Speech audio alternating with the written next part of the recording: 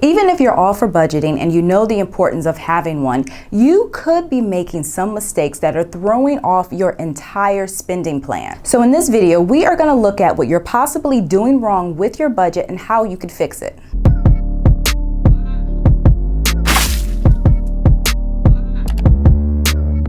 But before we get into the tips, if you are new here, this channel is all about money. We talk about how you can save money, but also how you can improve your entire financial picture. So if you like videos on personal finance, do consider subscribing so you can receive more tips on how to make better decisions with your money. The first mistake that some people make is not budgeting or thinking they don't need a budget. But the reality is budgets are beneficial no matter your income level, because regardless of how much money you make, there's always the risk of overspending. And we see a lot of this, and not having a budget, sometimes that explains why somebody can be making really good money but still find themselves living paycheck to paycheck. A budget is basically a game plan for your money. It's a way to ensure that you have enough for the things that you need, and it's so vital because without a budget, you are more than likely to overspend. And once you start overspending, that means that you could end up in the hole every month. But when you keep your spending within a reasonable range, that is really going to help you save more so that you are able to build a bigger savings account, and you can also avoid debt. So if you don't have a budget, or if you're not using a budget, definitely create one because your finances will thank you. The second mistake that some people make is using their gross income when creating a budget. Now, for any budget to work, your starting point has to be your after-tax income, which is basically the money that you actually bring home. So in other words, you can't take your annual salary, divide that by 12, and then use this figure as the starting point for your budget, because by doing it this way, you're actually overstating your income, and on paper it's going to look as if you have more money than you actually do. And if you think that you have more money, there is a pretty good chance that you are going to overspend throughout the month. And I know this may seem like a very obvious tip, but the goal is to create an accurate budget, and to do that you really need to look at your paycheck, see what you're bringing home after taxes and after payroll deductions, and then use that figure as the starting point for your budget. Now, figuring out your income is only one part of creating a budget. The next part is figuring out your monthly expenses, and this leads us to another budgeting mistake, and that is guessing your monthly expenses. Now again, you want your budget to be as accurate as possible, so when it comes to figuring out your monthly expenses, you do not want to guess. Guessing can often lead to overstating your expenses or sometimes understating your expenses, and if you don't have a clear picture of how much money is leaving out of your account every month, your budget is going to start off on the wrong foot. So before you even get started, it is so smart to track your expenses over a period of maybe 2 to 4 weeks. And to do this, you just simply pull out your bank statements, pull out your credit card statements.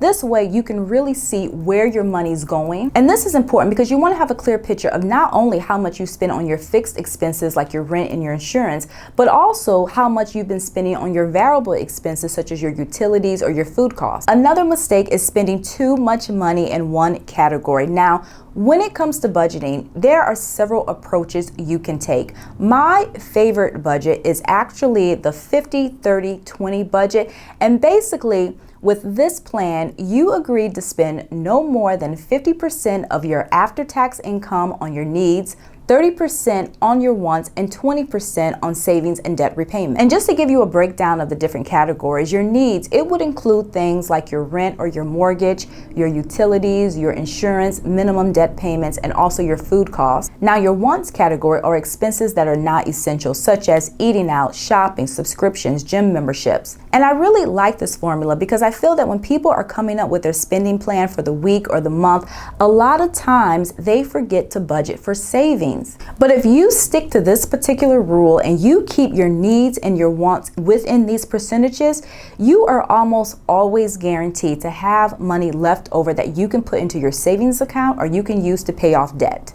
Another budgeting mistake that some people make is forgetting to include irregular expenses. Now, if you have a car repair or an auto repair, you can go into your emergency savings to cover these expenses. That's why this account is there. But for those expenses that might come up only quarterly or annually, instead of using your emergency fund when they pop up, one thing you can do is gradually save for these expenses throughout the year, put that money in a separate savings account. That way, when it's time to pay it, you're not caught off guard. And just to give an example, when we lived in our old place, our association fees were due quarterly. I know some people might pay their water bill quarterly, and depending on where you live, you might have annual personal property taxes. So one thing you can do in this situation is basically add up all your irregular expenses using figures that you've paid in the past. Then once you have this number, take it and divide it by 12, and then set aside this much every month. That way, when it's time to pay one of these expenses, you'll have the money available and you don't have to touch your emergency fund. Another mistake that some people make is not putting their budget on paper. Now,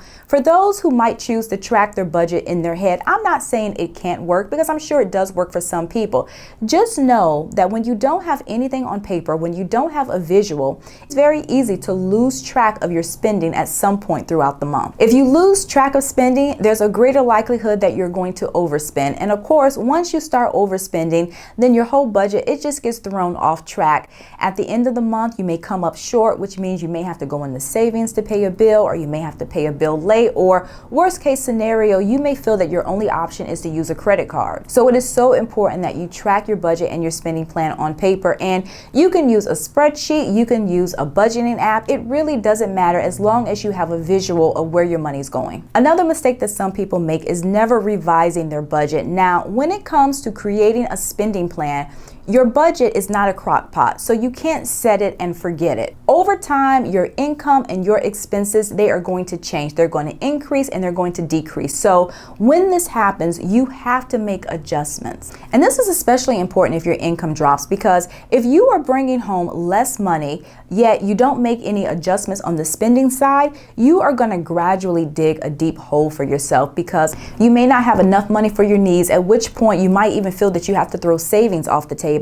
And depending on how far in the hole you are, you may even feel that you have to use a credit card in order to keep your head above water. So the bottom line is, review your budget from time to time, because if your expenses go up in one category, you may have to reduce how much you're spending in another category in order to keep everything affordable.